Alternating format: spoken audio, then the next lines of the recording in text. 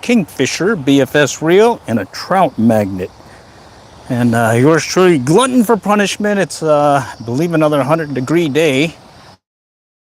And it's about 5 something or so.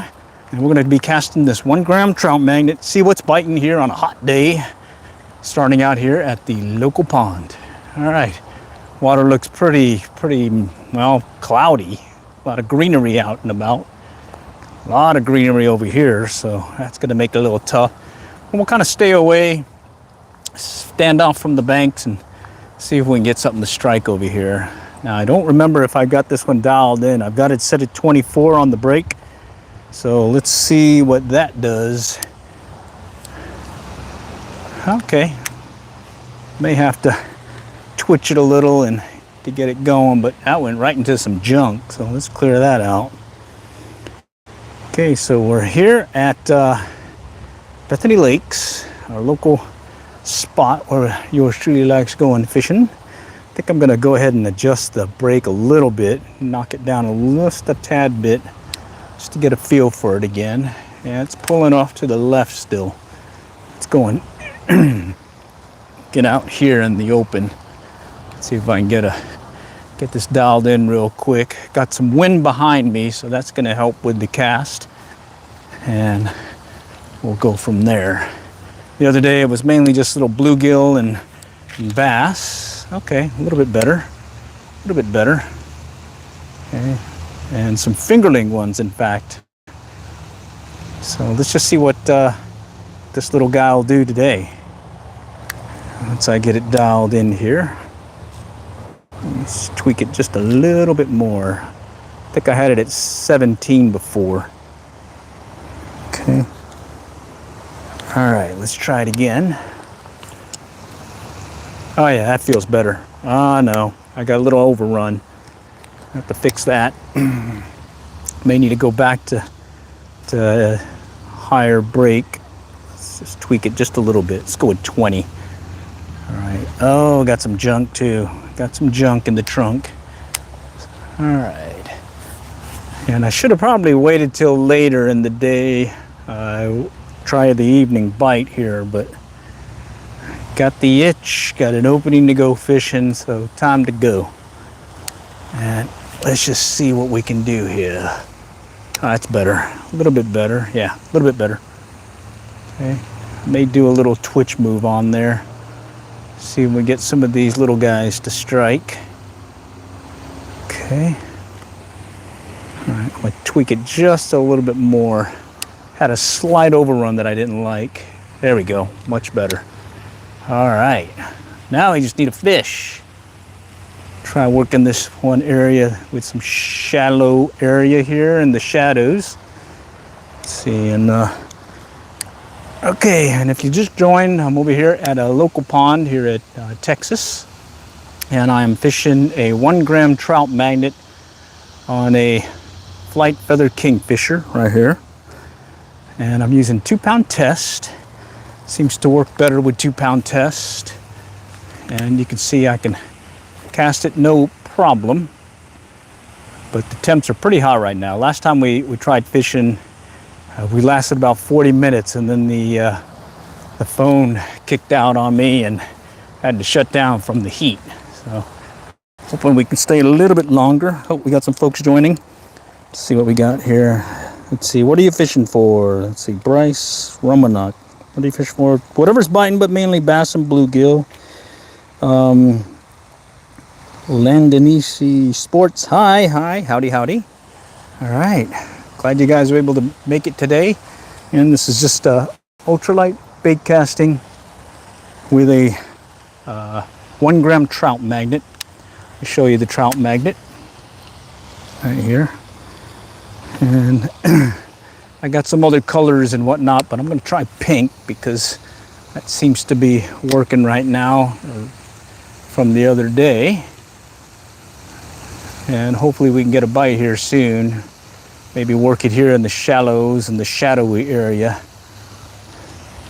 And I did lose a pretty nice bass the other day when I came out with another live stream where I was doing some pond fly fishing, working a producer fishing fly. little size 10 fishing fly that we like using up at the Blue River in Oklahoma for trout.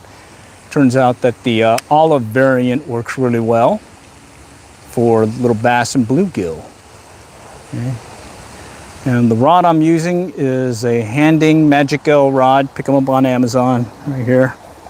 And it's got a real thin tip here, so that really helps in casting this lightweight lure. Okay, you fly fish a lot? I do fly fish a lot. But right now, I got the bug to try this trout magnet again. It's pretty fun. Yeah, check out the channel, COAF Field Team. Look up fly fishing. You'll see a bunch of fly fishing videos there. Yours truly fishing. And then here in the next week or so, we're going to make a run to the Texas coast and do our annual run to the Galveston. And hopefully catching some fishies from the piers over there. There's a couple of piers we like fishing, as well as a couple of spots. And this year we're bringing mainly boat rods instead of our surf casting gear. We're finding that getting better leverage with some of those fish using the boat rod instead of the larger or the longer surf casting gear. Now let's go back over here. Haven't fished the lower pond in a while, and there may be an opportunity for something there because the water is deeper. And I might be able to get a decent bite or two. Okay. So bear with me as I walk to the back pond, or the lower pond. So where I was at was the main pond. We're now just crossing over the canal. It's a canal that goes from the main pond, drops over a waterfall and into the back pond.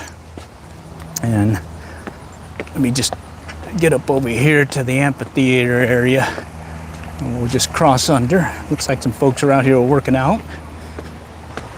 This is also where they hold some concerts and whatnot. But right now we're just going to work our way over to the lower pond. Okay, and there's the lower pond, and I'm going to try the far end just because there was some nice bass there last season, and this area is kind of grown over pretty good, so I want to kind of work over here and see if I can get something on this 1 gram trout magnet. I think over the years I've caught a number of bass and bluegill here, and I think we used to catch some crappie here every once in a while too.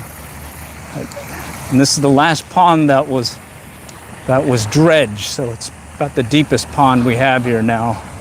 Oh wow, a lot of vegetation. Ooh, it's gonna be tough. May have to work my way to the other side. Yeah, there's a mat of vegetation right here that's gonna make it really tough to bring in anything if I catch anything. So let me go walk around the other side.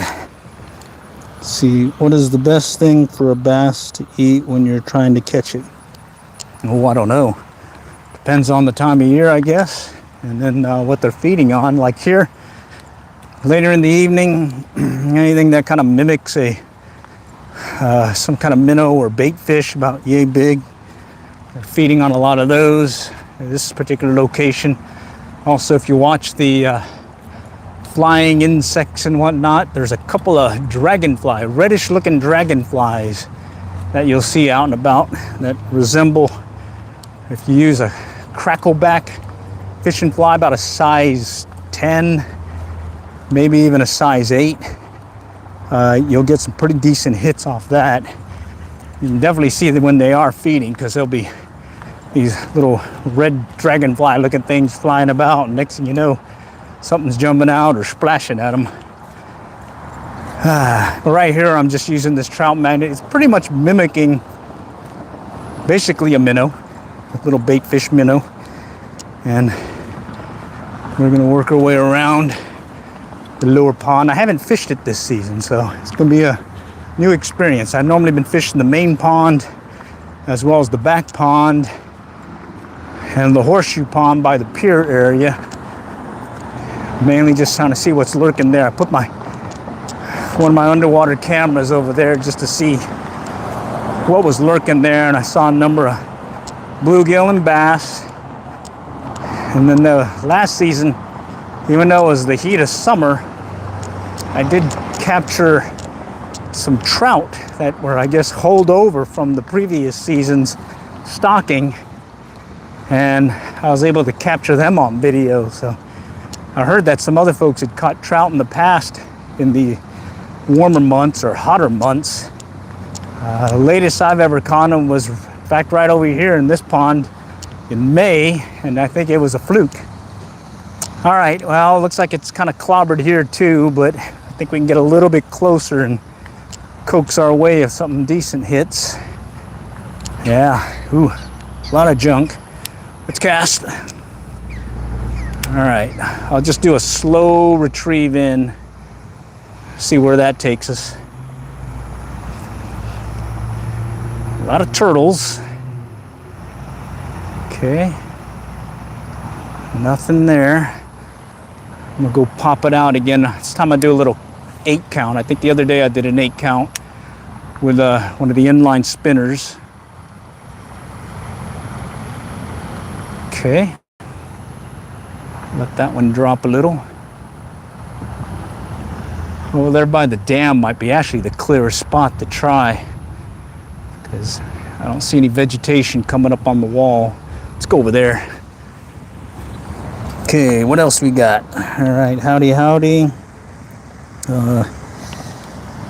Let's see, YouTube you should try to catch a bluegill with that. Oh yeah, trying to. Just gotta let the fish go for it here. Main thing at this point is it's one of those hot days, and probably should have come out a little bit later, but one of my mottos is the best time to go fishing is whenever you can. So I can go right now, so I'm out here right now, even though we're in about 100-degree temps right now. But hey, I'll go over here in the shade and see what happens here in the shade. All right, here's a little bit clearer spot. Water's really green and murky at this point, but I'm still able to cast this 1-gram trout magnet, no problem, on the Bait Finesse gear here. Okay, nothing there. Let's go take it out a little bit this way. Okay, I got a little backlash there. Let's walk it out. What I do is I don't put much line on here, so if I do run into a backlash, I can quickly recover from it. In worst case scenario, if I do have to cut line, I don't lose as much since I don't put that much on there. Let's go tweak this a little bit and give it a little bit more spool tension. Oh, I hit the ground. All right. One of the other things is I do a lot of side casting when I'm ultralight bait casting versus overhead, and so I got to watch behind me and to my side, because I have a tendency to hit the ground or vegetation behind me, and next thing you know, I've got a really ugly backlash. There we go, a little bit better. Nope, that one's bad. All right, let's walk this one out. All right, it's a great thing about these live feeds is you get to see it all. Oh, I got a hit. Oh, no. Snagged some junk. I think I had the spool tension set at 17 earlier, and I probably need to bump it up a tad. I think, oh, look at there. Something just ran. Oh no, it's the wind. That was interesting. Still going. Okay, let's get that cleared out. All right. Okay, let's make a quick adjustment. Let's give it just a little bit more tweaking on the brakes. Okay, that's a little bit better. Still don't like it. There's a slight overrun that it's kind of throwing me. All right, now I do have some wind behind me, so let's see if that'll help. Okay. No, don't like that one either. All right. think I may just take it back to 17 again and just gut it and educate the thumb some more. All right. Okay, got it. All right. Let's take it to 17. Loosen up. Okay, a little bit better, a little bit better.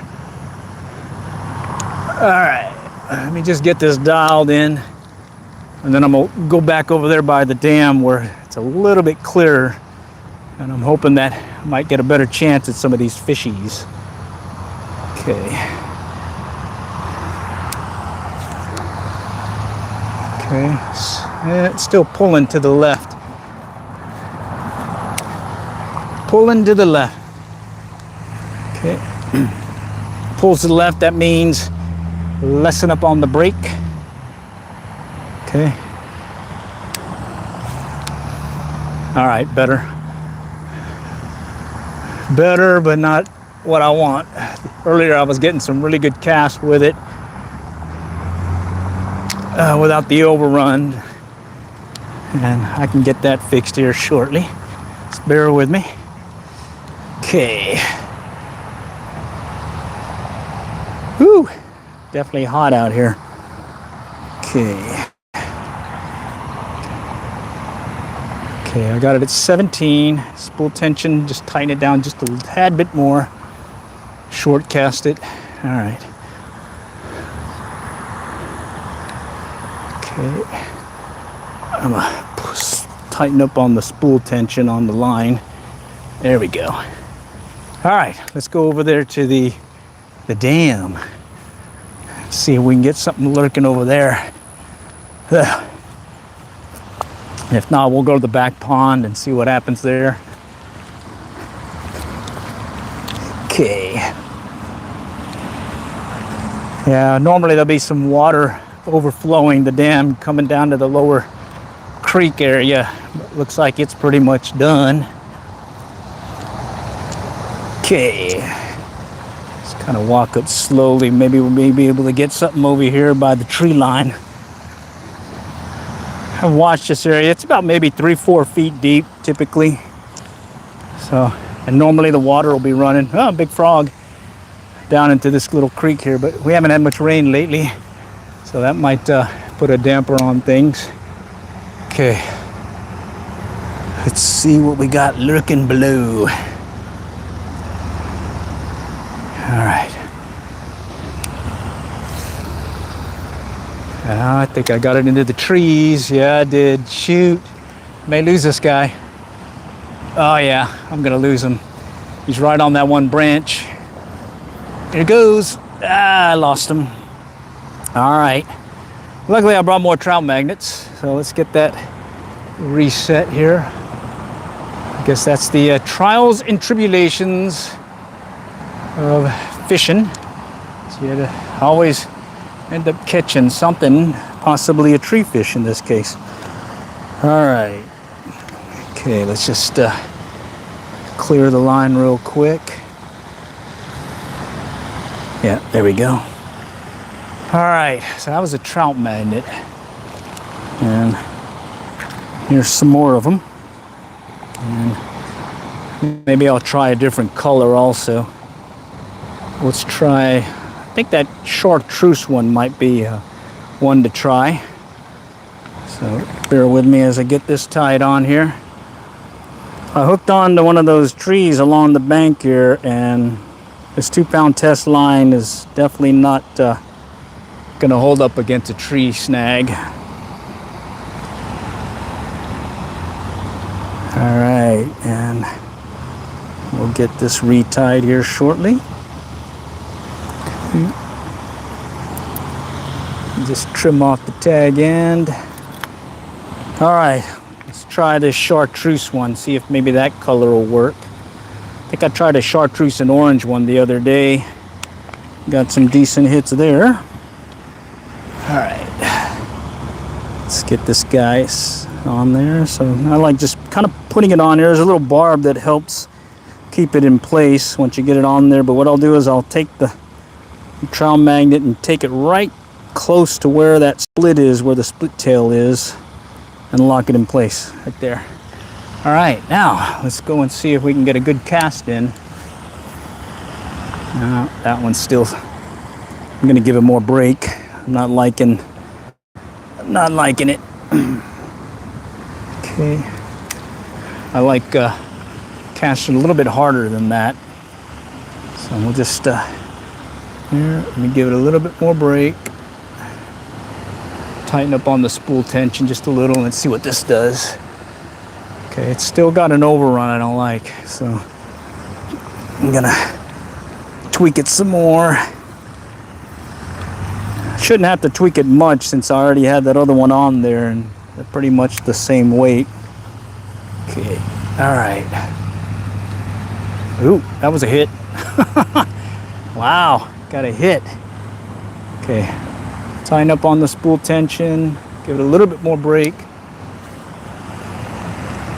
Okay, straight out, slight overrun, but not that bad.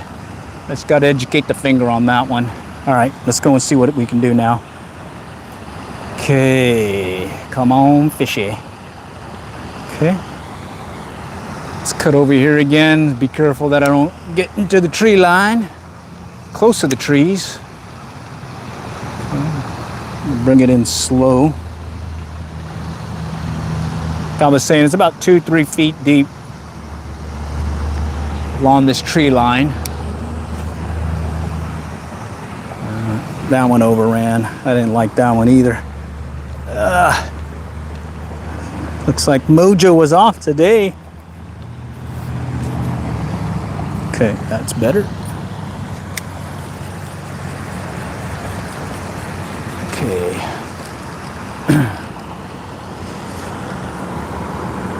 Let's take it back up to 26. That's better. Okay. Put it on 26. Earlier I had it on 24 and I was just kind of tweaking it a little bit just to see. Oh yeah, much better. Okay. 26 it is today. It's weird. Some days it'll be 20 something. Some days it'll be in the 17s. I think it's just really, well, maybe my timing and whatnot. There we go. Much better. All right. Now you just need a fish. Come on, let's see. Let's see, I need a fish on. Okay. All right, let's go back that way. Oh, came close to snagging again the tree. Let's go back further out. I'm gonna let it sink a little. Maybe do a little twitch here.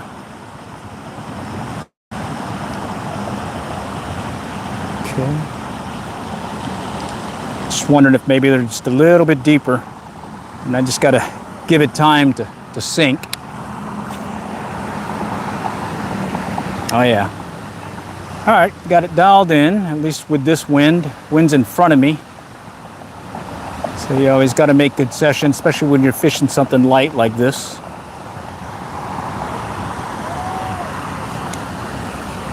All right. Oh, no. Tap, tap, little tap, little tap.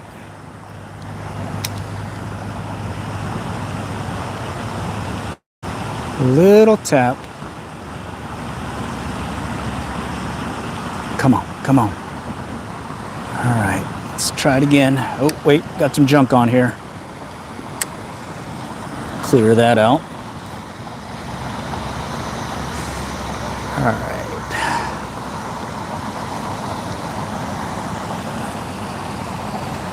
All right.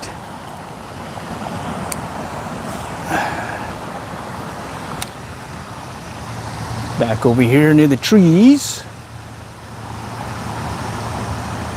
Man, where are these fish? All this water, no fish.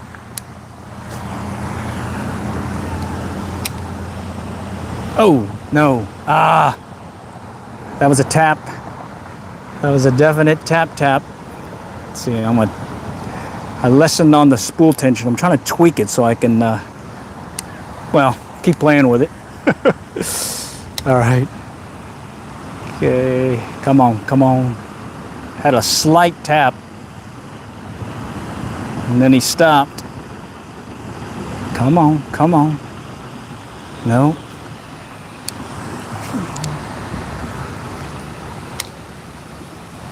Okay, let's see what we got here.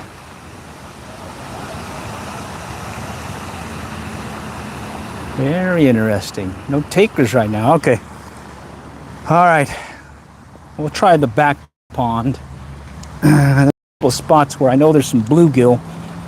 They tend to strike more on top water stuff. Especially if you bring a fly rod. It'd be probably really good to try fishing it. But I'm going to see if I can get this trout magnet to get a bite or two if I drag it across their bed. And let's just kind of work our way back. Well, this is the back pond. Or correction, this is the lower pond. Let's get a cast in before we head out to the next pond. Okay. Come on, come on. Get a strike. Let's not leave this spot without a fish, maybe. Nope. Okay, let's try it again. Come on, come on. Nope, no takers there. All right. I'm gonna try tweaking it again. 24. All right, let's go stop here as we walk to the back pond. It is pretty hot. See if we can get something going here. And if you're not able to stay the whole live stream, I do edit these and take out all the slow stuff, so you just get the action stuff. And hopefully there's enough action here that I can put something together. Because right now it's kind of slow. Okay, back pond it is. All right, so I'm over here at the city of Allen in Texas, just north of Dallas-Fort Worth, fishing the flight feather kingfisher here, and an ultralight rod, Magic L, handing Magic L rod, and this little trout magnet. I did bring some other lures with me. I think one of them Z-Man Ned rigs, and let me think, I may have brought an inline spinner also, one of my DIY ones. But I kind of want to catch something with this trout magnet, mainly because I like the thought of being able to cast something so light using a bait casting reel. Plus, even the little ones feel big on this thing. You know? All right, where did you get your fishing rod? That's from, I'm trying to get the name, Prehot Chilton. I got it on Amazon. Look up Magic L, handing Magic L rod. This is the 4.5 ultralight, 4.5 foot. I did get the 6 foot version also, but as I mentioned previously, I tend to side cast when I'm using these ultralight bait casters more than I overhead cast. And so when I go with a 6 foot rod, I tend to snag more things behind me versus the shorter rod. Gives me a little breather room, especially when I'm all excited trying to catch something and the bite's on and there's a fish to be caught, and next thing I know I'm casting away and I forget to look behind me or forget what's behind me. So yeah, I definitely like the 4.5. I do have the 6 foot one handy still. I think I'm saving that one for more open areas where I'm going to be fishing, possibly on one of the rivers this coming season up in Oklahoma for trout. So we got several river systems, at least within a day trip drive, if not a 3-day weekend drive or trip here in Oklahoma or Texas, North Texas, that's accessible. And you go across to Oklahoma, the Blue River, it's stocked November to March with trout. And then it's seasonal.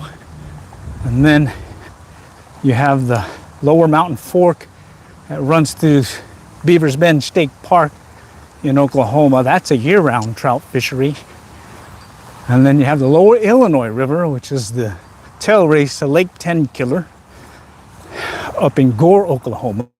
And that's another year-round trout fishery.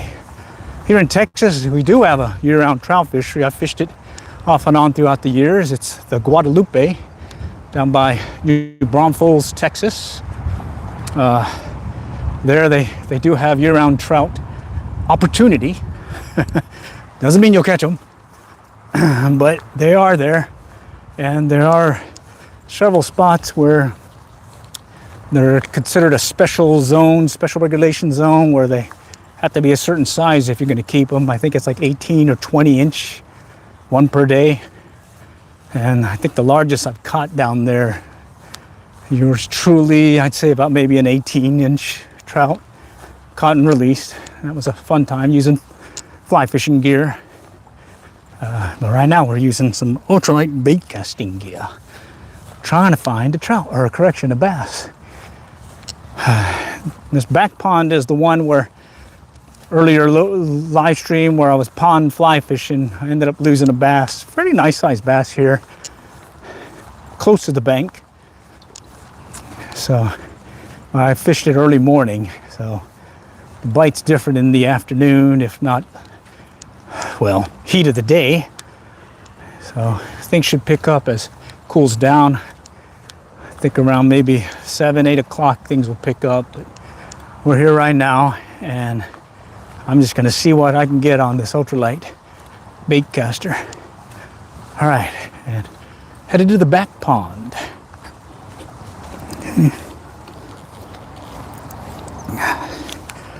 All right, almost there. Getting my steps in, so good stuff. Over here by this one tree is where I hooked into that decent bass that got away.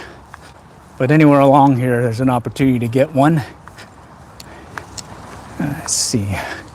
Let's kind of stand off from the bank a little bit. Oh, something just spooked over here. Right along the bank. Oh, there's another one right here. So I'm gonna stand off about so many feet back and see what happens. Let's bring it in slow. No, that's not one. Felt like something, but it wasn't. Okay, I'm tweaking this because it feels different. There we go. Got the wind behind me now, so I can take advantage of it, lighten up on the brakes and adjust the spool tension to adjust for that and take advantage of the wind. That's what I find with these ultralight bait casters, is it can definitely be quirky when it comes to days when it's really windy. Okay. And today you got, oh, there's a hit. Okay. Two hits. Felt bluegilly. All right. Oh yeah, it's casting much better now. Okay, got it dialed in, at least for this wind. There's the hit. Nice. Little blue gully. All right, we didn't strike out. First fish today on the Trout magnet. BFS style. Little blue gully. All right. Oh, and he's down. Let's get him back in the water. Bear with me. I gotta get him back in the water here. There we go. All right. Let's check in here. Let's see. All right. And yeah, I monitor the comments. I'm using basically a phone that's on a neck harness, and I fish like so, and then I'll check so often to see if anything's come in on the chat. So if you guys have any comments, questions, just bear with me. I'll take a look and maybe answer your question or acknowledge the comment, as long as it's fishing related. Okay. Oh, there's another hit. Another bluegill hit. I could feel that one again. All right, let's cast it back out there. Oh, that one's a nice cast. Okay, let's go with a slower retrieve. Kind of work it along. No, there's some junk on it. Got it in some junk. Got a redo here. Okay, and here it is. It's a 2-pound test line, and it's casting nicely now. Okay, just kind of working it here. Over there by that drainage deal is, oh, there's another hit. By that drainage deal is where I caught a few bluegill the other day. There were some bigger ones there earlier in the season, but I think they've since moved on. And oh, there's a hit. They've since moved on, and something else smaller, I guess, is taking it. But right now there was a hit. 2 hits right there. Let's see if he'll come back. Using that chartreuse trout magnet, 1 gram trout magnet. I think it equates to 1/64th ounce. So about half, no, ooh, even more than half of a 1/16th ounce rooster tail. Interesting. All right. So yeah, you can cast it. Just gotta educate the thumb and make some adjustments here or there like I did earlier. And once you find that spot, shouldn't have any issue with casting it.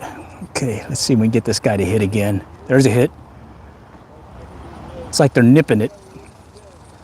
There's another hit. Okay.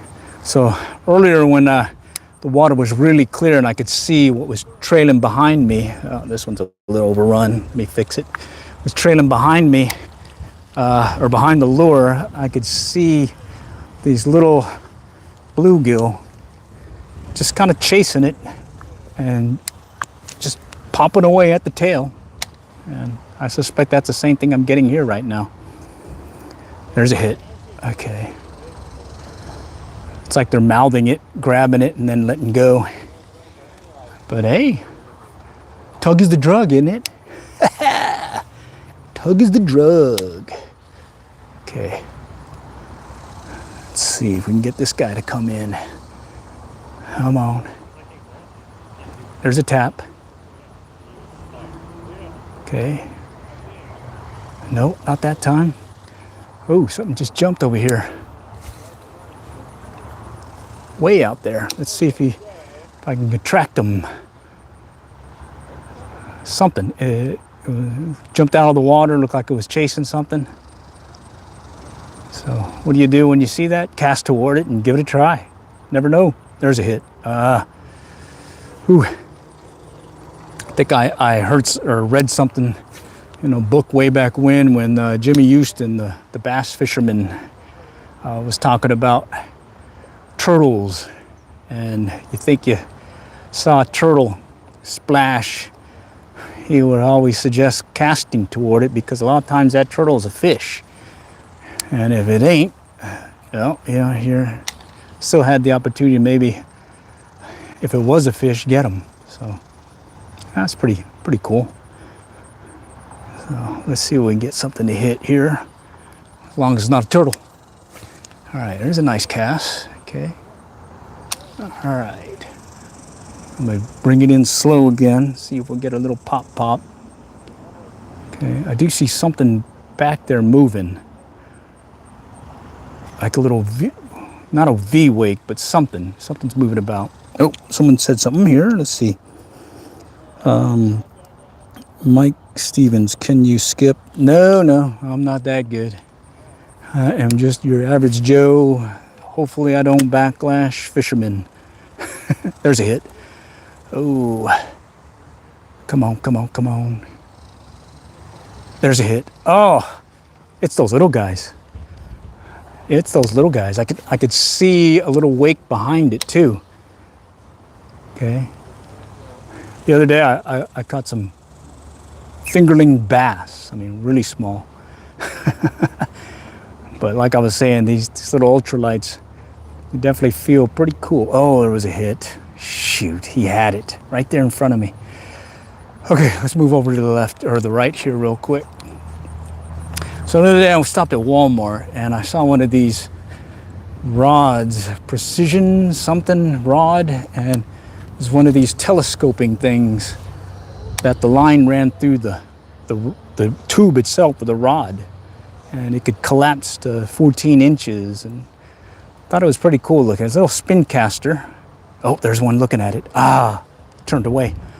Oh, a little spin caster, and I thought about getting it just to play around with it and see how it is.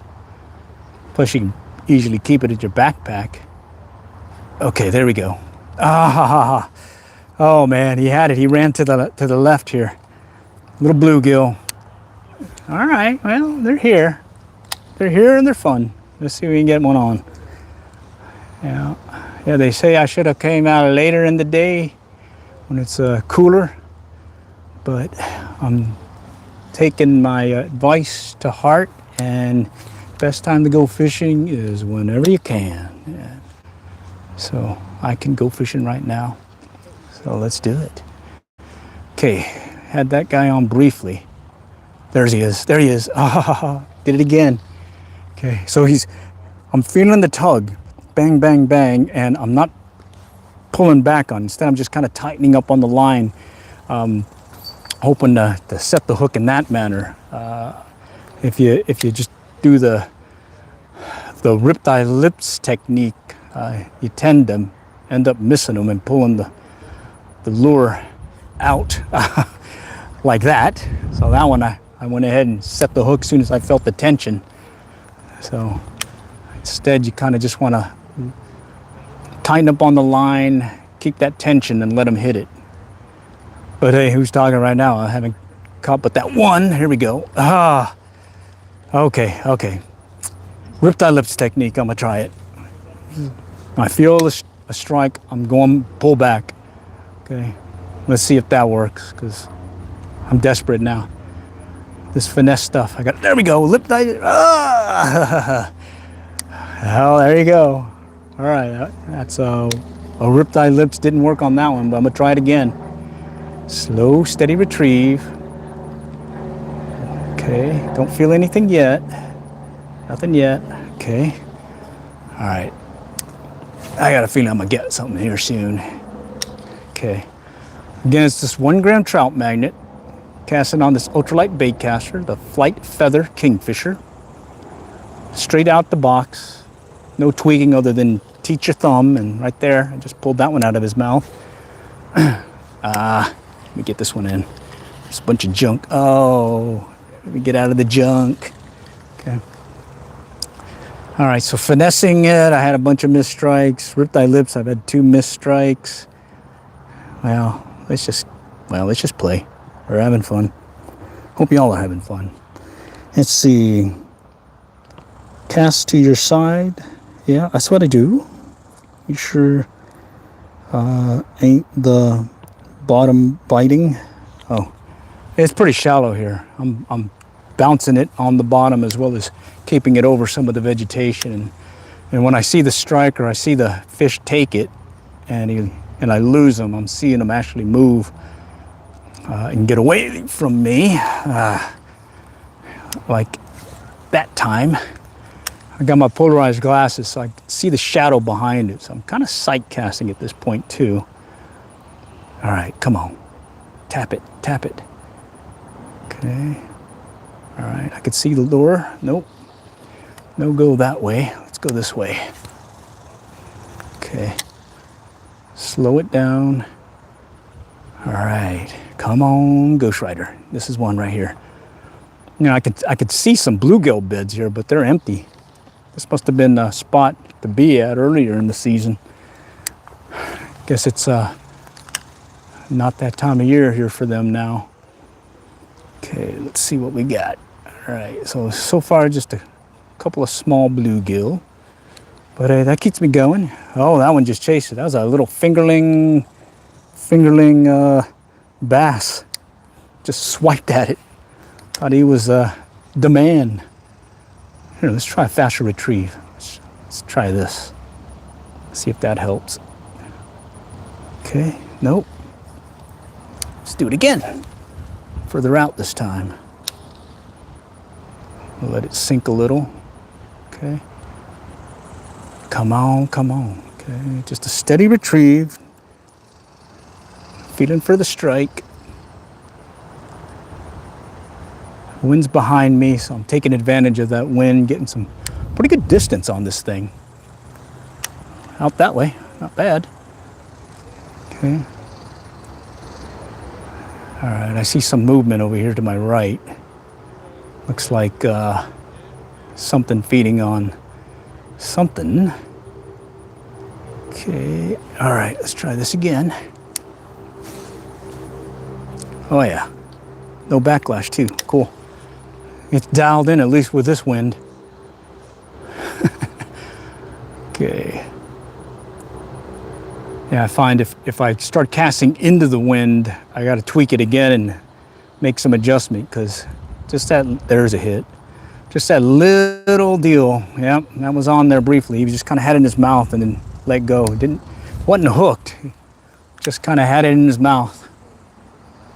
Little bluegill. Okay, there's a hit. Oh, did it again. All right, usually when that happens, it's because they are smaller.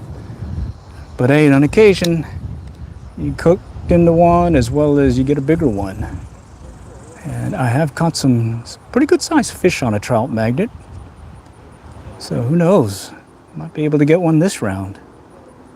Okay, all right, let's move down a little bit. Just a little bit though. Right here is where I lost that bass.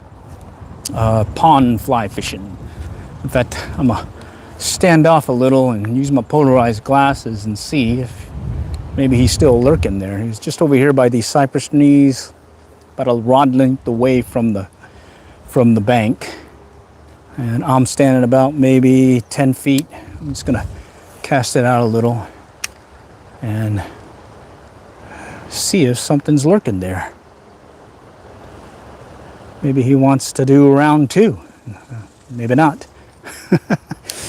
All right, let's do this again. All right, let's get it out there. Okay. This getting to a shallower section of the back pond. It's kind of silted over, hasn't been dredged for a while. And so it's definitely, there's a tap. It's definitely much shallower than it was just even 5 years ago.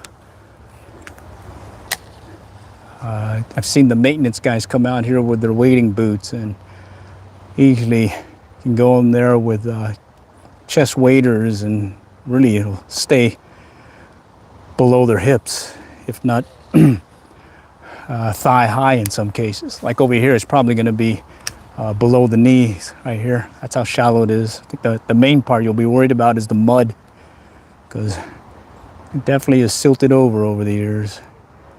Yeah, I got a little guy chasing it, little bluegill. All right, I'm right on the bank now. Cast it further out and see what I can do. Okay. And yeah, when I'm ultralight bait casting, I tend to side cast more than I overhead cast. And that is the reason why I usually go with a 4.5 foot rod. I do have a 5.5, but 4.5 is about what I like. Just enough swinging distance. There's a bass sitting right here. Just sitting there. It's not a big one, but he's sitting there. Very shallow. Got my polarized glasses on and I can see down there. And maybe I can get him to hit. No. All right, let's go back over here. All right, let's try back over here. Very shallow here. I'm gonna walk up slowly, see if there's anything cruising by. No, very shallow. There's a turtle over here. Okay. Okay, let's go back over here. Again, back in the shallow area. It's about maybe less than a foot, maybe 6 inches. Very shallow. All right, let's go back over here now. Into the back pond. And the culvert. I think if you've been to some of the older live streams or earlier live streams I've done, you'll see that I fished this culvert off and on as I pass by. And it's deeper, about maybe 6 foot or so. And if you stage yourself just right and get the right angle, you can almost see down to the bottom. Right now I don't see anything, so I'm gonna go ahead and let it drop. Get it close to the bottom. Okay. See if anything's lurking down below bluegill wise, or maybe even bass. Oh, there's a bass. He looked at it. There's a bluegill. Ah! I saw a bass and a bluegill coming out of the culvert. So it's like they're hovering right in the entrance to the culvert. Let's go ahead and let it drop. Okay. I'll just kind of bounce it a little bit, see if I can get them to hit. Okay. I got it right at the mouth of the culvert. I'm hoping I can get something to come out and strike from under there. Nope.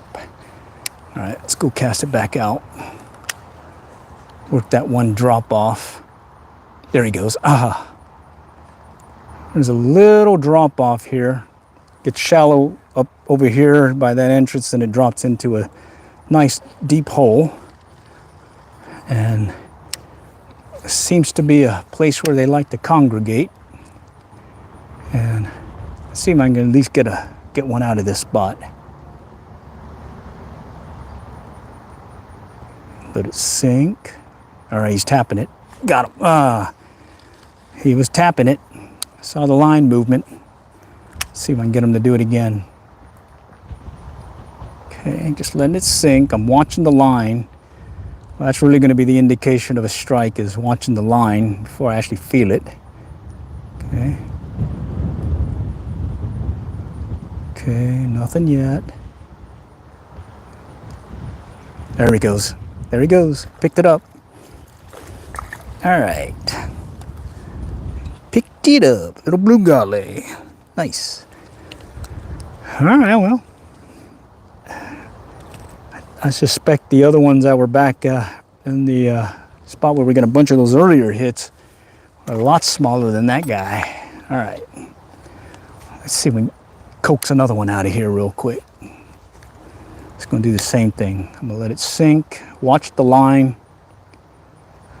Really doing some line watching at this point to see if I get a strike. And there he goes. Ah, line picked up and I got excited there. Okay, let's do it again. Watch the line, let it sink. There's a hit. He's picking it up. Still picking it up. Still tapping it. Bunch of light hits, just like the one over there earlier. There's a good hit. Okay, we'll go and drop it in. Okay, that one's on the bottom. All right, let's try it again. All right, I'm sure I can get another one out of here. Okay. There's a hit. I'm seeing the line pick up. Go ahead and let it sink some more. Yeah, oh, he had it on briefly. I'm watching the line. It's slowly sinking. And as the fish picks it up, that's my indication that there's something there. Now just the timing of setting that hook is the next thing. But hey, we're getting hits. That counts.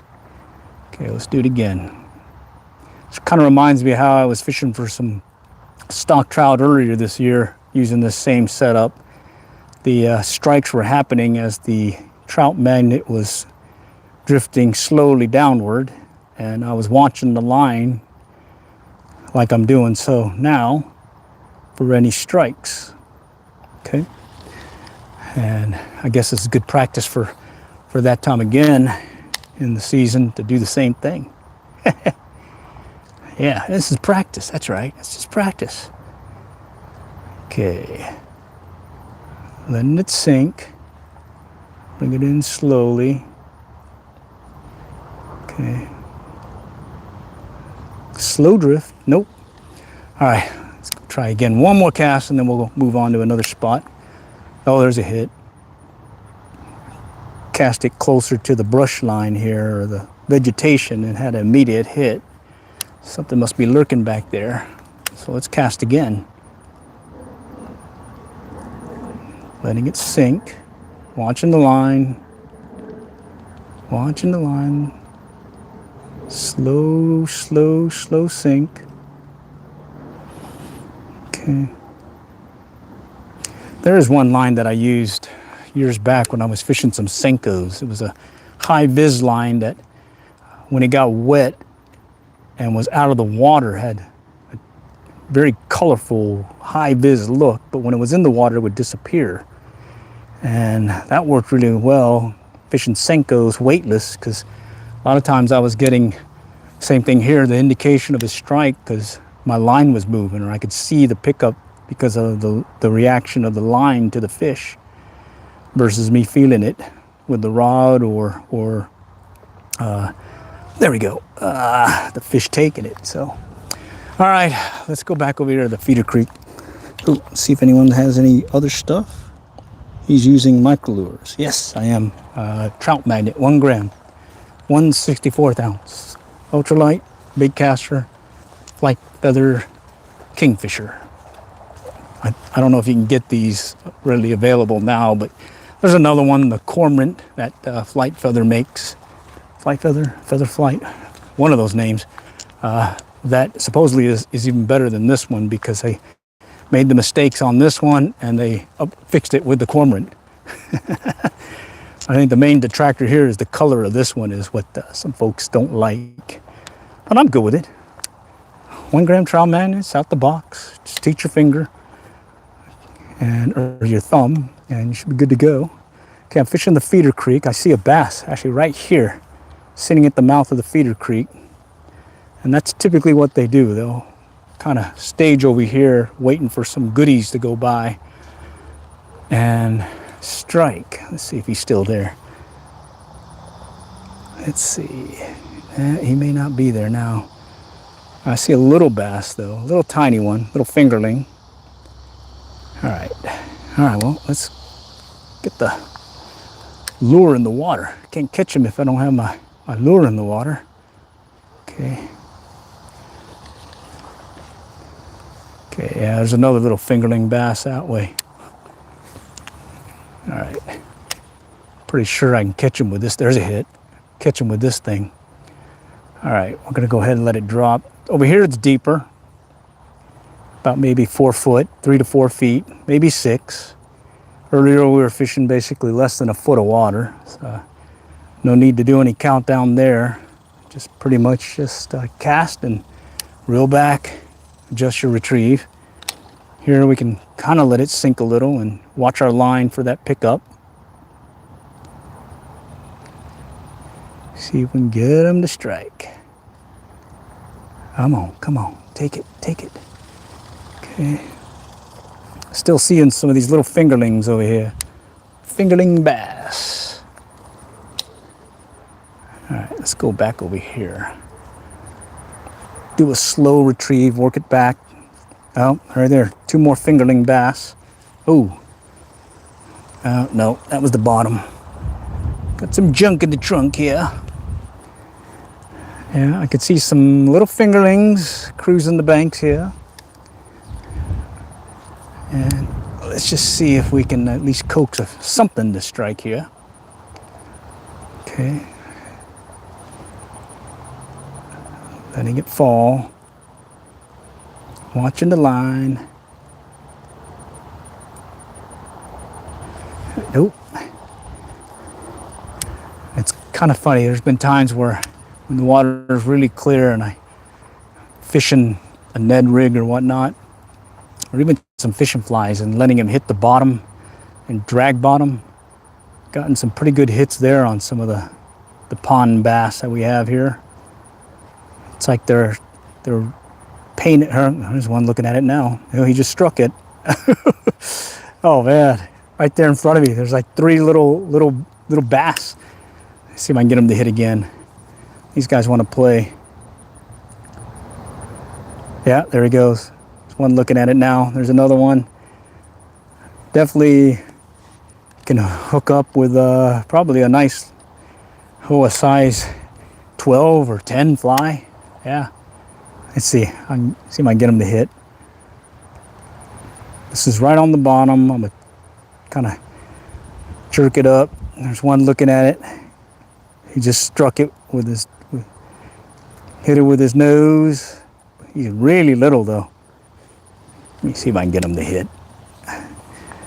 These fingerlings are pretty fun to catch. Okay, I'm gonna let it sit bottom, kind of bounce it. It's pretty cool. I can see him with my glasses. React to the, there's one looking at it now. Yeah, he's thinking about it. Here he comes, he's looking at it. There he goes. Oh, he had it in his mouth. He had it in his mouth. Let's try that again. That's a little guy. Little guys want to play. Let's help him out.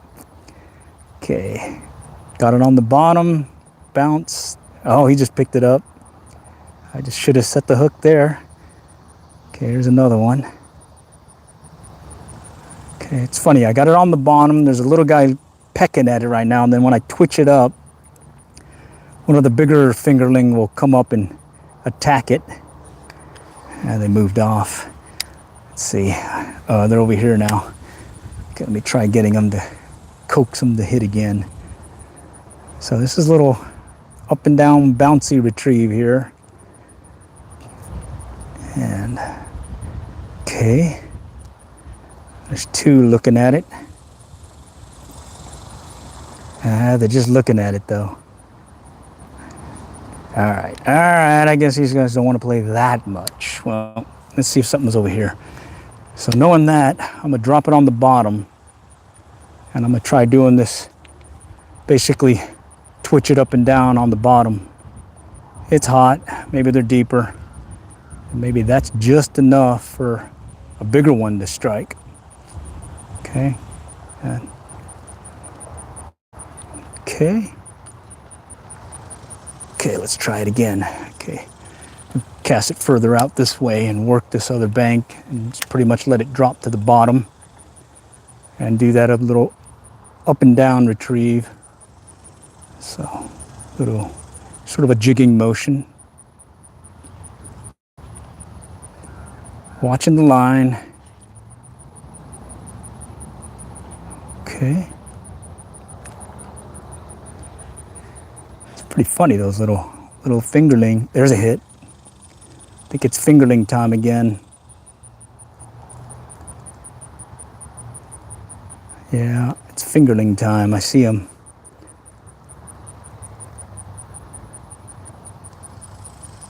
Huh.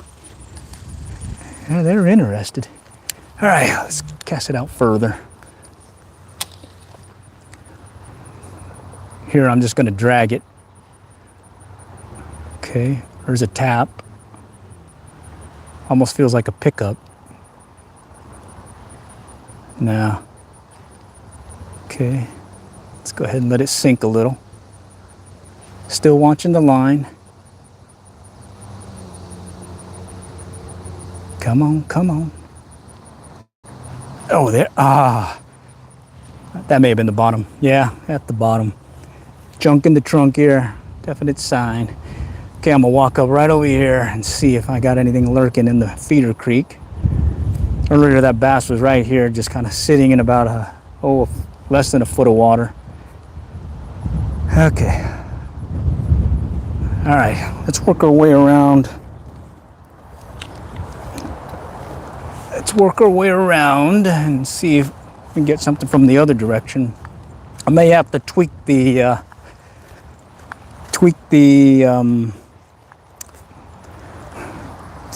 drag a little because the wind is going to be in front of me, and this thing is a little quirky when it comes to the wind. All right, let's just kind of get over this side here. See what we got lurking over here. All right. Just kind of scouting the bank, standing off about maybe 5-6 feet from the bank right now. Oh, there's a bass right there. Just ran off right in the shallows. I think he was chasing something. There's a hit. There you go. That's what I was talking about. Little fingerling bass. Oh, Little fingerling basilito on the trout magnet. Yeah, those are fun. Ooh, let's get them back in so we can get bigger. All right, get bigger. Okay. Now I'm going to hit pretty close to shore. Casting the other bank. Just going to do a slow retrieve, steady retrieve. And we'll see if we can get another bite that way. There's a tap. Okay. I actually saw him. Another fingerling kind of pecked at it. All right. Okay, I can see the lure. And there's another fingerling right behind it, looking at it. Little small one. All right. Fingerling like this trout magnet. Okay. Casting the other side. Got it dialed in after a little tweaking earlier. I do have to heed the wind. There's a tap. Nope. Got to heed the wind because that'll definitely make an adjustment to the cast. Because there's a hit. Okay. Let's see. I guess there's another hit. No. All right, let's do it again. Okay. Again, it's deeper right here where I cast. And then over here it's shallow again. Like a foot, 6 inches, not very deep at all. It used to be pretty cool when it was deeper. You get a lot of pretty good bites here, but now that it's shallow, you kind of have a window of opportunity in the year to fish it when the fish are in their beds and whatnot. There's a hit. Okay. There's another tap. Those fingerling, boy, they can be frustrating, but at the same time fun. Okay, I see a turtle. Turtle. Okay. We just work it slow again. There's a tap. There's another tap. Nope. Right. And one thing that helps with the casting these trout magnets is the tip on this ultralight rod is about 1 millimeter, maybe 2 millimeter. It's very thin. And what they say is if you are going to be casting some of these lighter lures, that you do want a small tip. And at times I've noticed I get a better cast by a flick of my wrist versus a full arm cast. So, you know what I mean by that is I'm going to cast and I flick my wrist. Oh, I just messed that up. Yep, spoke too soon. All right, and there's the reason why I like having just so much line on my bait casters, is I can get out of a backlash pretty quick. Just walking it back and then bring it back with all the loose wraps off the spool now. All right, so we recover from that one. We just get the junk off here and then we'll recast it. All right, so it's mainly those little guys right now, but there's always that chance of a bigger one. Let's see. Okay. All right, let's get another one prepped here. Okay, all right, let's do this again. So there's the flick of the wrist, so like so. And that seemed to work fairly well. Okay, nothing here. Okay, let's go back over here to this one cove corner.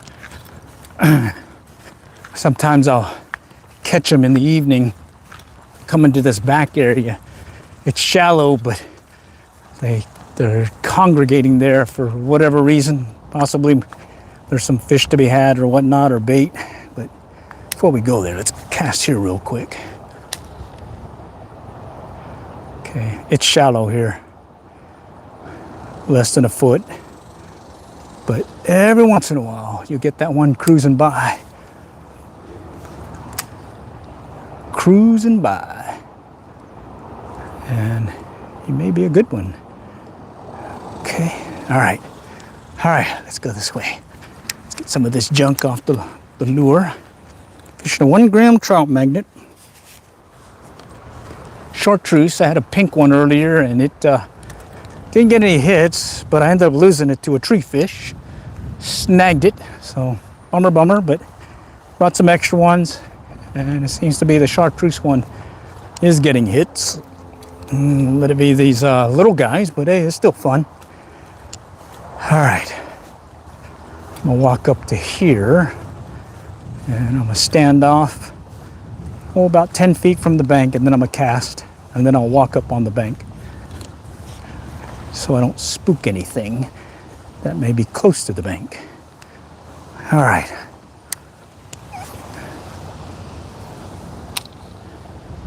Okay. Slow, steady retrieve. Okay. All right, gonna recast. Sort of just clearing the spot where I'm gonna be walking up on. There's a hit. There he's on. He's on. Oh, a bigger one over here. Huh. Something big was nearby. I spooked him when I caught this guy. Yeah, I wonder what that was. Holy cow, it just shot off.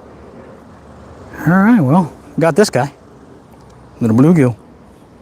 Trout magnet, 1 gram. Baitcaster. There it goes. All right, let's clear this one. Got a little backlash here. Let's fix that. Okay. So yeah, I gotta adjust because of that wind. Okay, feeling a tap already. There he goes. Oh, he hit it close, right over here. All right, let's try this again. Slow the retrieve down. See if I can get him chasing it. There's a hit. Very slight tap. There's another. He's just playing with it. Yeah. God, I see he's taking it back, and it's like he's not really mouthing it to where I can hook him. Oh, there's a hit. That one's a hit. That one, I didn't even have to look at the line. I felt it. For a little guy, he seemed pretty big. Okay. So yeah, you can cast 1 gram trout magnets. Yeah, you'll have some backlashes. You'll have some overruns. And you have to adjust based on the conditions. But after a while, you'll start getting a good feel for it. And, well, even the little guys feel like big guys on these little ultralights. Okay. Let's see if we can get another guy to strike. Seems to be the steady retrieve like that is getting them. The rip thy lips technique didn't work, but that's working. So good news on that.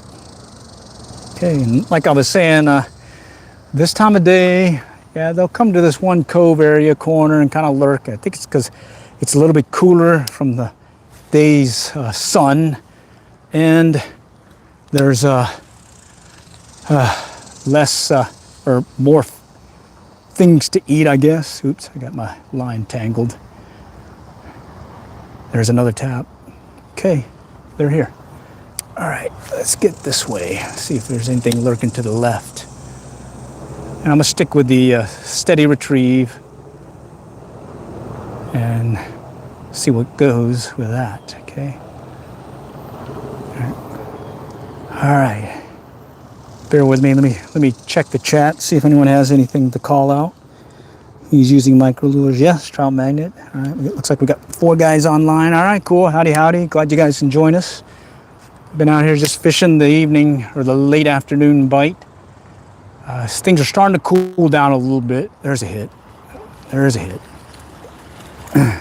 So I'm thinking maybe the fish will also be more active than they were when I first got out here, because it was definitely hot. Okay, let's get this guy back in. Blue gully. Nice. Nice. Okay, and what's nice also is it's the same setup I'm using for trout during the trout stocking season. So trying to get good practice and be ready for that season. I was doing some line watching when I was letting the little trout magnet sink down and the line being the indication of the strike. And then now I'm just pretty much getting some good practice casting, this time with a slight wind to my left. There's a hit. So, hey, everything to keep that thumb educated so that you don't have to keep relearning it. And oh yeah, if I do get a backlash, I just walk it out since I don't have that much line on here. I figured since I only got 2-pound test line, if I get something big, I either need to bring it in by that amount of line or it's going to break off anyways. All right. Okay, let's go with another slow retrieve. Steady, right there. Feel for the bite, feel for the strike. Still watch the line too. Okay. All right, let's go this way. Okay. All right, let the wind carry it a little bit. There's a hit. He's tapped it. Tapped it. Pretty cool. Yeah, you pretty much feel a lot of very sensitive rods, so you can definitely feel some of the strikes, but you still should watch your line. A lot of times, there's a hit. He got off. A lot of times, that line indication is enough to give you the heads up to set the hook and take advantage of an earlier hook set so you don't lose them. Because those fish can strike pretty dang fast at times. There's a hit. Close-up hit. Close-up and personal. All right, let's get him out again. All right, again, I'm going to walk it out in this case, and then I'll bring it back. All right. Yeah, one of the things that really is tough with these bait casters is when you get that bird's nest backlash, and oh, that could be brutal. I remember when I first started out, I had a lot of fun. Oh, there we go. There's another hit. A lot of fun with these backlashes. Here, I'm going to walk this one out. I had some loose spools also, so that's one thing you should kind of pay attention to is if you have any loose spools, just every once in a while, cast it way out there and tighten up or get the spools out and tighten up on it. Because just even a few loose spools can cause you a bird's nest or backlash, and no one wants to be fixing a backlash when you could be fishing. All right, let's go do it again. There we go. Come on, Ghost Rider, let's go. Talk to me. Be the lure. Be the line. There's the fish. Oh, dang it. The Zen technique didn't work on that case. All right, let's try this again. Let's feel it. Come on, let's go. All right. That one hit pretty close too. Pretty close. There's one tailing it right now at basically the length of my rod. He's right here. Followed all the way in. Wow. Needs to hit it further out. All right. Let's see if we can get this guy to hit here. Slow and steady. There we go. No, that was junk. That was some junk in the trunk. Let's go back that way. Okay. There's a hit. There's a hit, but he let go. Shoot. Double tap and he let go. Okay. Oh yeah, I definitely like this thing. Yeah, the color can do better. I mean, it probably would have been better if they went with a flat black or something, or metallic like the Shimano Scorpion that I got, but this thing can cast 1 gram trout magnets out the box. No tweaking, just teach your thumb. I'm like, man, that's probably the main reason why I got this thing. I just wanted to cast something light, like a trout magnet, and I didn't want to do any customization. So the only real customization I did with this thing is I used 2-pound test line, and I have to tweak it when I come out as the wind changes or as conditions change. There's a hit right there in front of me again. Right there, coming right up close. That's funny.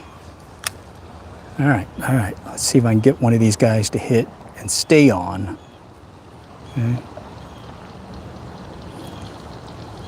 Okay, I'm bringing it up close again. There's another one. They're hitting it right here at the tail end of the retrieve. It's so funny. All right, let's move over to the right a little bit. The sun's in my eye. All right, let's move over a little bit more. Okay. All right. Maybe if I cast it parallel to the bank and I get one of these guys that's lurking near the bank, maybe. Let's see. Okay. Nope. There's some junk in trunk there. Get that cleared. Okay. Let's go back out again. All right. Okay, the wind's kind of pushing it, so I got to take up some line. All right. Feeling for a strike. Come on. There's the hit. There it is, right there. I didn't see the line on that one. I just felt the hit in this case. So, blue galley on the Trout magnet, right there. Okay. Let's see. I caught everything on live worms. All right, cool. Live worms. Those are good too. I tend to use lures mainly. When we hit Galveston, we'll be using some live bait, if not some cut bait. When we try catching some of those uglies, big uglies, and bull reds, as well as some sharks. Hopefully that's going to be here in the next few. I do have some stuff to prep for. Get some of the leaders and shark leaders and whatnot prepped. And I use this thing called Malin wire. Ever since we started using that, we really haven't lost anything to any break-offs. That's been really nice. There's a hit. Yeah, that's been really nice. And what's nice about that Malin wire is it doesn't take much to get one set up. And you just got to be careful on your haywire twist that you do it correctly, because if you don't, you will end up snapping it. All right, there we go. Blue galley. Trout magnetitis. Okay. All right, that was fun. Catch a fish or two. Let's go back out again. Oh, I got a backlash this time. Let's walk it out, walk it out. Okay. Walk it out. Yep, that's the thing about these live streams. You get the mistakes and all. No editing. I will edit this later to take you to the action stuff instead of the slow stuff, because I think we've been out here an hour plus and bite was definitely slow at the beginning, and it only recently started picking up with these guys over here in the shallow. All right, let's see if we can get another one of these guys to hit. Come on, right there. Okay. They're following it pretty close. Okay. Okay, do it again here. Another slow retrieve. Feeling for the bite. There's the hit. Oh man, there's the hit. Okay, all right, let's try it again. Okay. Slow retrieve again. There's a hit. Hit up close too. All right. It's all right. It's all right. We'll get one. We'll get one. We've got some already, but we want to get more. Okay. I'm gonna let it drift a little. There he goes. Up close again. All right, let's do this again. I'm gonna try slowing it down some more. Kind of work it along the bottom. Maybe even drag it a little and see if they'll hit it. Nope, not that way.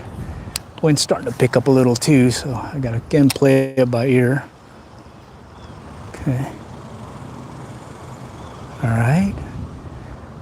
Steady retrieve. Slow it down again. Wind's picking up. There's the hit. Ah, that was the hit. Oh, come on, come on. Let's go this way. That was a hit and a half.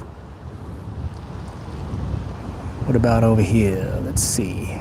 Yeah, that wind's messing me up. I can't tell if I'm keeping up with it or not. Okay, let's go this way and see if we can cast crosswind. Keep some tension on the line. Let's see, right there. Nope. Okay. Okay. Just trying to keep the tension on the line. Okay, there's a little pop. I feel something. There's the hit. He's on. He's on. Okay. He's on. That one I just went by feel this time since I couldn't see my line. All right, let's get him off. Let's get him off and get him bigger. Let's get him bigger.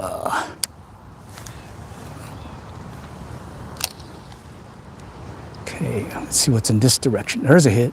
Oh, saw the line pick up as well as felt the hit. And he came up as if he was gonna run, and then he came off. So let's do it again. Okay, we'll let it drop. Come on, let's feel it right there. There's the hit. Ah, missed him. Missed him, Ghost Rider. All right, let's clear this one. Okay, got it. Slight backlash. Little overrun. Okay, this one's close. I think they're following him in from out there and then coming in, and then they're deciding to strike right at the tail end of the retrieve. Let's see. That one hit basically a rod length away. There's the same thing here. Oh, that one too. 2 hits in a row. 2 hits in a row, up close. All right, let's try it again. Come on, come on. I could see a shadow of the trout magnet as it comes closer to shore. And right behind it, I'll see the fish pick up and take it. And you can see it's in their mouth, and then they're immediately letting go, or there's a hit right there. Dang it. Need some vicious strikes right now. Come on, come on, let's go. There we go. Pecked at it. Let's go back out. Let's walk this one out. Right there, we're gonna walk it out. Okay, there we go. All right, let's go back over here. Let's see. All right, yeah, I'm just monitoring the chat. I see some folks on, and yeah, as you come and go, just check back later. You'll see some other mobile live streams that I've done where I've edited them. I think there's several that I've already got on schedule, if not posted, where I've edited out the slow stuff and it just takes you to the fast stuff where the action is. So check those out. You don't have to stay around for the boring video like so, except when they're biting. But hey, this is still fun. Plus, since I repost this as an audio podcast, I tend to talk more, explain what I'm doing so that those on the audio version get an idea of what I'm doing. So like right here, I'm walking up to Another spot in the pond. It's a shallow area, less than a foot deep, and getting some strikes, but nothing big yet. I'm just going to work my way around to this other section here. It's very shallow also, but this time of day I'm hoping I might get a passing bass cruising this shallow area. And yeah, you can see that the water is definitely dropped. It's normally up over here by these roots, but now it's dropped, well, usually about 6 foot from there. But let's see if we can get something to strike out there. All right, there's a tap. No, there's some junk on that one. All right, let's go back. Oh, this guy's got something. Got a fish on, fish on. It's like a bass. Yeah. Let's see. All right, bass. Nice. So yeah, there's some bigger ones in here. Just gotta work it. Yeah, just gotta work it. All right, let's try this spot. Here I saw some little bluegill kind of. There's a hit, lurking in the area. There's another hit. There's another, yeah. They are still here. There's actually some schools here too, so, or beds. So, but they're definitely not the big bruisers that I was catching earlier in the year in this same spot. They are still fun to catch. Okay. There's the hit. He's a little bit bigger. A little bit bigger. Pretty one. Okay. Pretty one. Okay. Let's do it again. Casting out a little bit further out there. We'll work it slow again. And see if I can get something else to bite. I suspect it's going to be those little bluegill again popping away at it. Oh, there's one. Jeez. I saw him chase it. Oh, there's a hit. Messed that up. Let's do it again. Okay. It's going to work it along. Take it right into that bed of them. And see if I can get one of them to be aggressive enough to strike. Oh, no. Okay, here I'm bouncing it, and nope, not that time. Let's take it a little bit further. Oh, there's a hit. Oh, he had it briefly. Oh man, he had it briefly. He's pulling on the line, then he let go. Okay. Well, that one hit as soon as I, oh, bad cast. As soon as I popped it on the ground, or popped it out there. Okay, got it. All right. My bad on that one. Little thumb action messed up on that. Tried line driving it. All right, let's just fix this a little bit here. Okay. There we go. Okay. So that was a little flick of the wrist and got out there pretty good. And now I'm just waiting for him to strike maybe. No? Okay, let's move over. Let's go back over here. All right.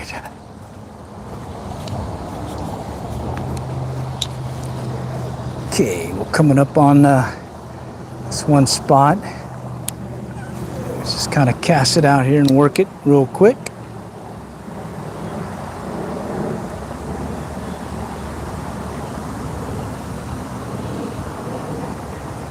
pretty shallow here. There's the hit.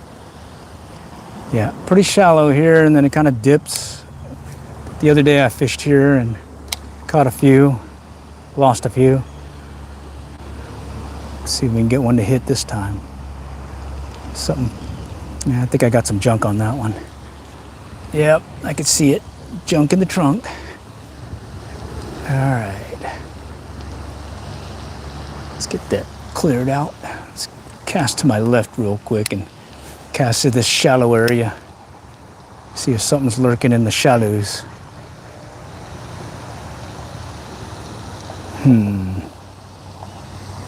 Nope. Okay. Let's go back this way.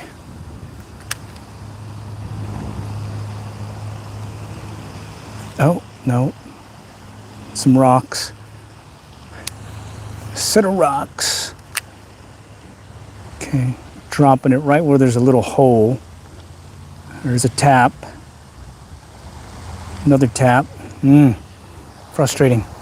I bet it's those little guys again. Let's go back out that way.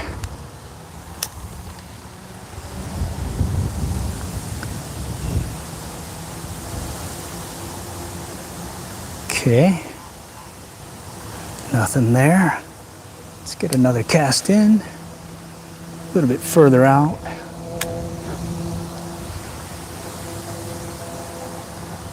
Just going to do that slow retrieve again like I was doing earlier. That seemed to be what they wanted.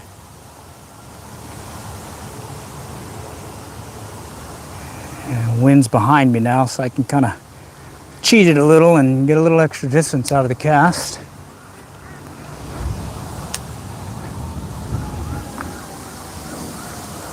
All right. Oh, we got some sirens in the distance. Come on, come on. Nothing there. Let's go cast it here. Oh, get out of that way.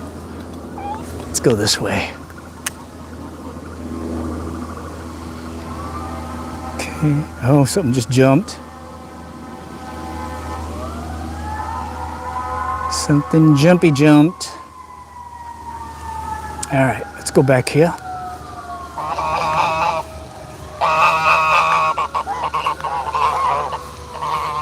Gotta watch these geese. Sometimes they can be vicious. All right, let's try this stretch. See what it gets us.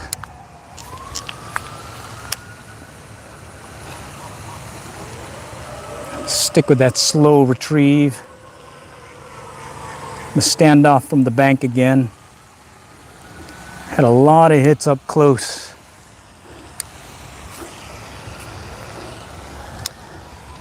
And this 1 gram trout magnet seems to catch it's a fair amount of fish. And, oh, snagged. Okay. And you can see it's castable with the Ultralight bait casting setup I got.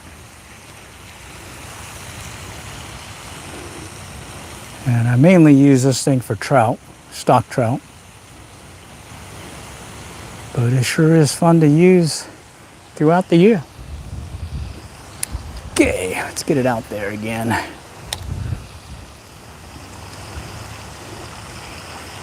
Just kind of letting it drift along. There's a hit. There's a hit.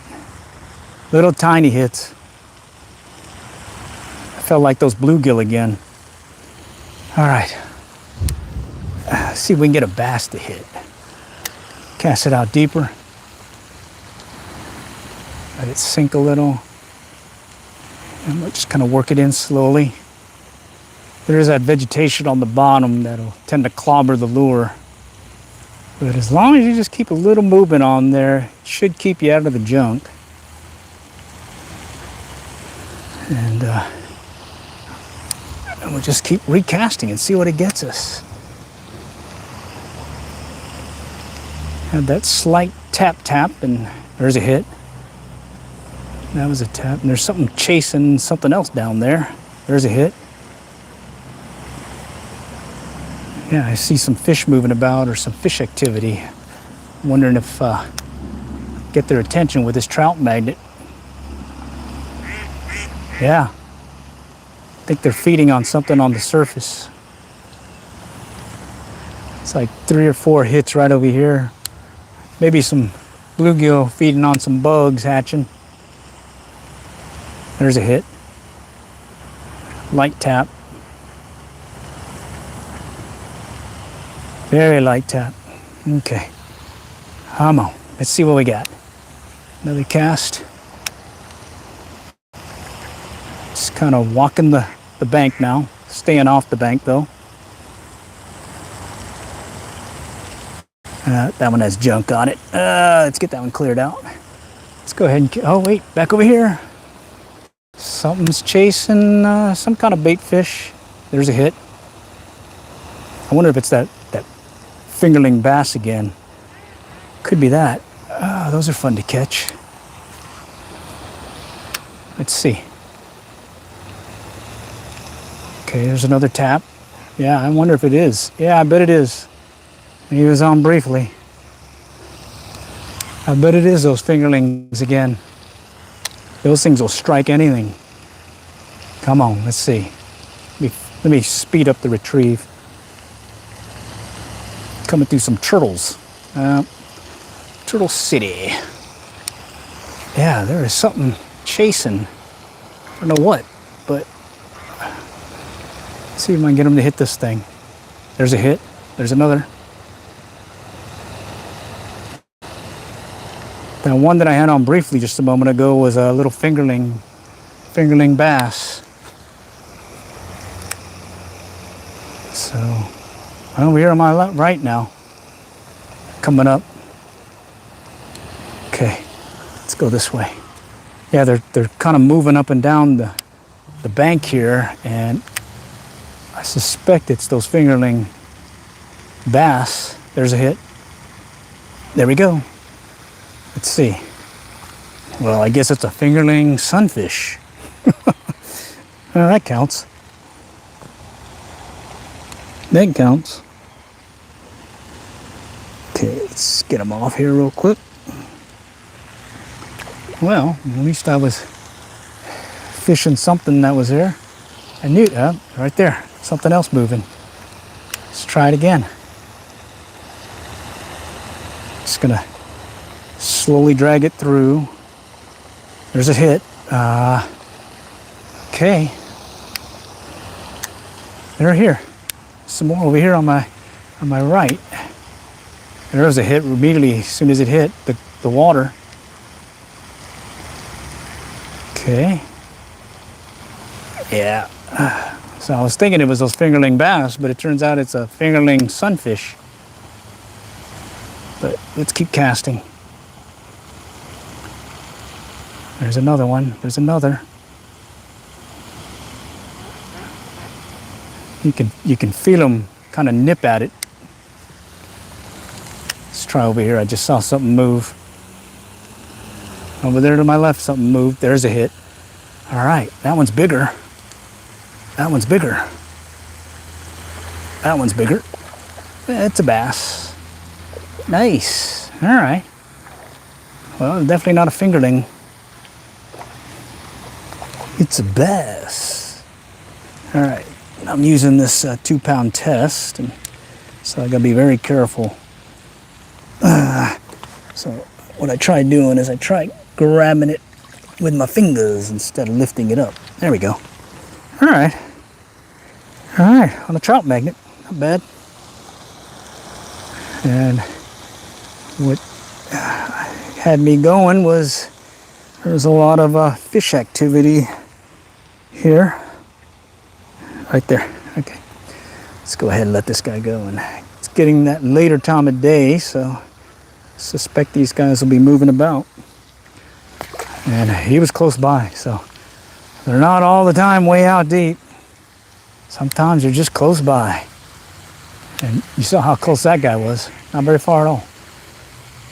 There's another something jumping over there. There's another hit. Okay. Well, let's go cast that way where that guy just jumped. Let's walk this out a little bit. Got a little... Oh, there's a hit right there. God dang it. He hit it as I was Picking up on the line. Oh, he got off. Okay. Yeah. All right, evening bite is on, it sounds like. Working the, basically like a feeding highway. That's what I noticed over the years, that it does that. Like, for some reason, some time of the day, they just want to cruise the banks. There's a hit. That was a hit. Cruise the banks and just catch them. There's another. Ah, that was a snag. Did see some more jumping here and over here. Let's go over here first. Cast past it. Bring it in. There's a tap. Slight tap. Okay. Let's go back over here. Just overcast it. Okay. Slowly bring it in. Okay. Like I was saying, I was expecting just little fingerlings and whatnot, but sure enough, got a bass. Right? And there's those little dragonfly looking things that a lot of times the bass will be, there's a hit. A lot of times the bass will be just tearing away at it. Oh, something's chasing. I think they're starting to chase some bait fish here in the shallows, right along the bank. Wonder if I need to do a faster retrieve. Yeah, let's just stick with this retrieve. Okay. Oh, another one just picked up. Okay.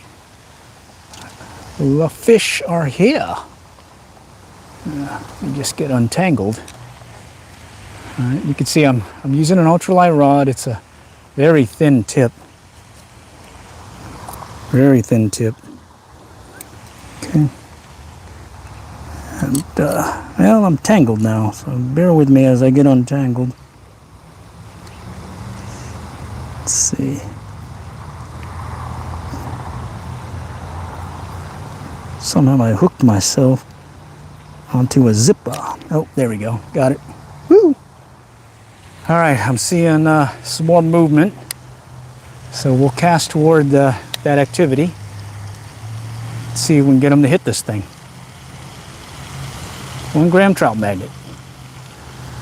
Oh yeah, something's chasing some kind of bait fish or whatnot along this bank. There's a hit. There's another hit. Okay, he's tapping it. All right, that's promising. All right, let's go this way.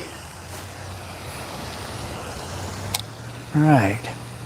It's been a pretty consistent bite once we got through the heat of the afternoon. Now it's been steady bluegill and whatnot, and then occasional bass. And big takeaway is most times when I fish, especially this pond, is usually most of my strikes are going to be close to the bank. I'm not having to cast deep or far.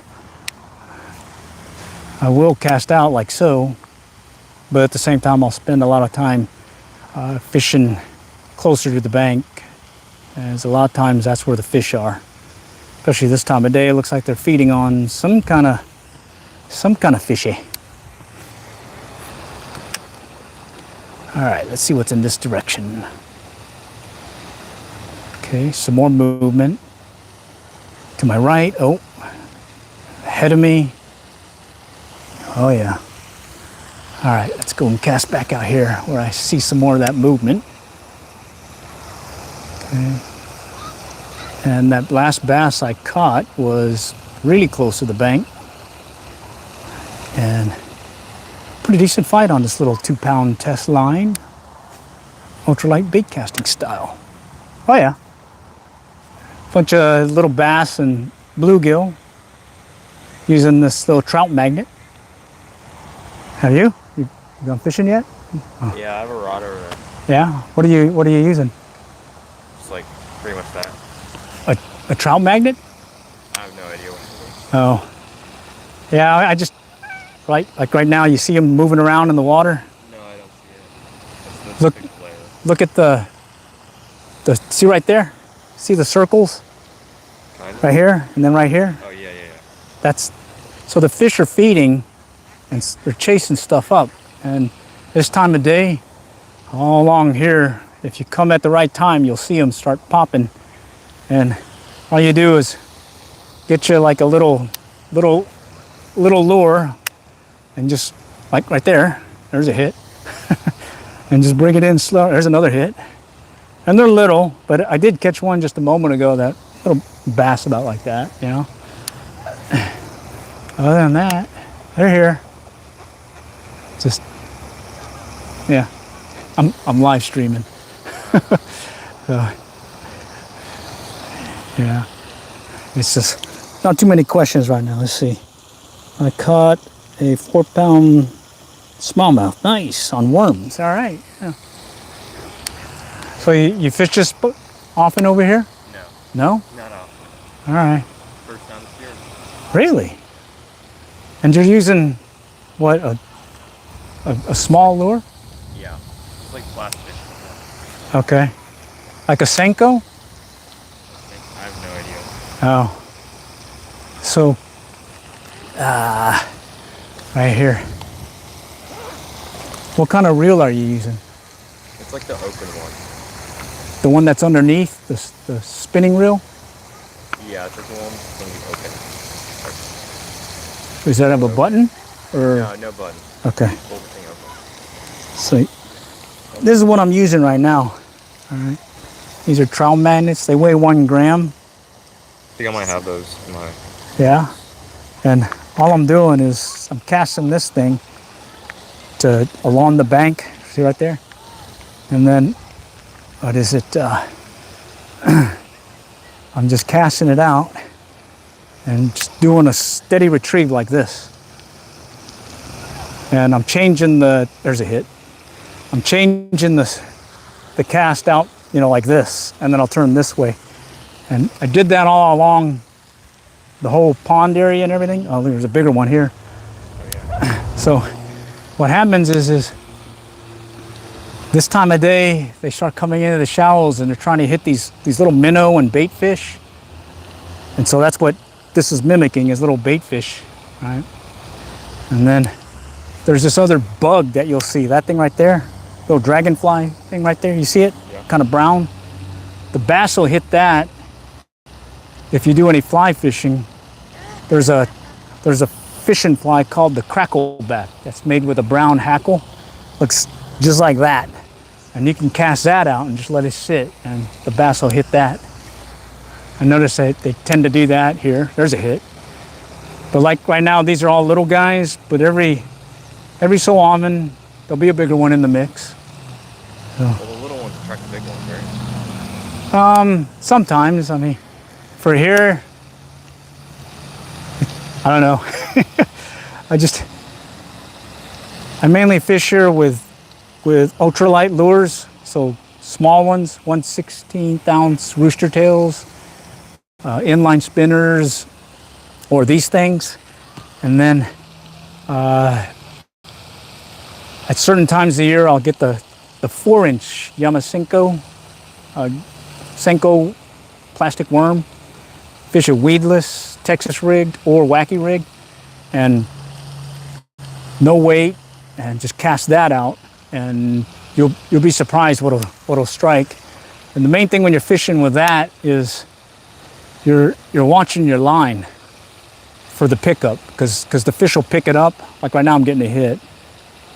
The fish will pick it up like a Senko and run with it, and so you actually have time to set the hook on a Senko. And this tends to do well when you use a 4-inch Senko. If you use a 5-inch, you don't get as many hits, but you do get bigger ones.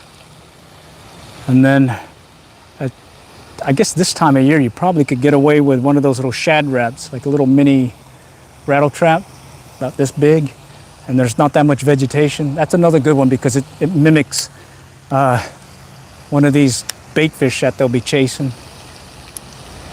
Other than that, yeah. And then I just come out here, I do this live stream and answer any questions. Turtle. Turtle. Oh yeah, a lot of turtles. Caught one before. Yeah. Have you, well, you said it's the first time fishing here? No, it's the first time this year. Oh, okay. You come here when they stock trout at the one pond? That's good too. You got to fish it the first week, 2 weeks, and then after that, it gets a little bit harder. They start feeding on the bugs, but those are fun. Right. Let's see if I can get another one. Yeah, back over there, that one corner, that's where I was getting a bunch of these little bluegill. Where? Which corner? Down this way. Right over there. And I call it the back pond. And let's see, something hitting again right there. Right? Chasing. Oh, yeah. And just cast it out. Bring it in slow. There's a hit. There's another. So I'm getting a lot of these little guys tapping at it. And every once in a while I'll catch one, like little fingerling. And every once in a while a bigger one will hit. And I mainly like doing this because this is a very light setup. I can cast this light lure, and I noticed these places that get heavily fished, you tend to do better with a smaller lure because they're so used to everything else. So going smaller, they're not used to it, and they tend to hit it more. Plus, then you get the little guys. But yeah, it's fun. I'm gonna go over there and try to catch something. All right, good luck. Nice meeting you too. All right, here we go. There's a tap. Another tap. More turtles. All right, let's see if we can get one more, because yours truly has a honeydew I got to do. I got to run to the local market and pick up, I think it's on my list. It's bananas and graham crackers. Go figure. But they said to do it after I got done fishing, so about a few time before I get to call it quits, and I think I got enough time to try catching one more. Let's see. That last bass was pretty fun on this little 2-pound test. Nope, that was junk. Junk in the trunk. Okay, let's go further.